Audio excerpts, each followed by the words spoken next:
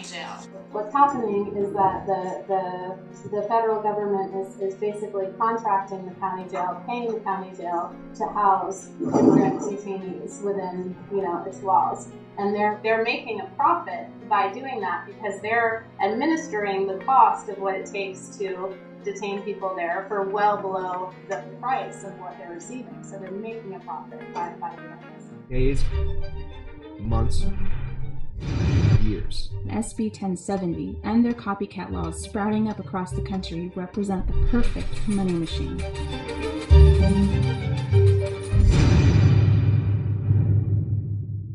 And the same goes for detention centers that are entirely devoted to only ICE detainees. And they're often run by private prison corporations like the Corrections Corporation of America, GEO Group. Corrections Corporation of America, or CCA, the GEO Group, and the Management and Training Corporation combined own over 200 facilities in the nation. With over 150,000 bed spaces for a total profit of close to $5 billion per year. What I like best about working for CCA has primarily been the ability to make changes and for my voice to be heard. One thing that we're constantly doing is looking at how can we be better, how can we continue to improve.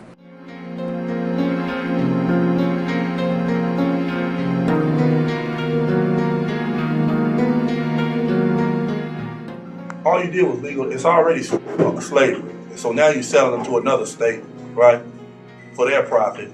Secondly, California is not going to get rid of its issues, right, deal with its social issues by pawning them off to another state. In which immigrants are traded like products. They are forced sale to the highest bidder. It's one of the ways that the system has dealt with the overcrowding and dealt with the mushrooming costs.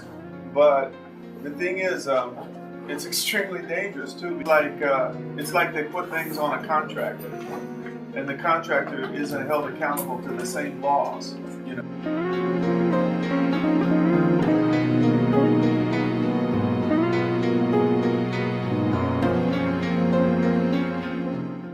The most relevant Supreme Court case regarding private prisons and their violation of prisoners' Eighth Amendment right is that of Pollard versus the GEO Group, Inc. Pollard was an inmate at Taft Correction Institute run by the GEO Group and was injured while working in the prison's butcher shop in 2001. He fractured both his elbows. Pollard claims that the guards did not let him use his splint and forced his arm into painful positions and has now suffered permanent damage. He is now unable to return to his previous job as a mechanic.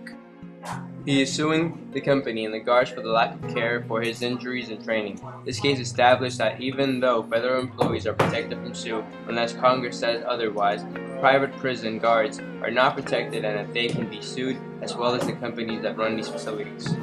But it's cheaper for them, for the state. So they say, oh, this is more cost efficient. But then there's even less oversight than exists within this thing, because they say, well, that was some contractor doing that. Torture, brutality, dogs being sicked on people, tasers, all that stuff you can see on YouTube, that's going on within all these private facilities.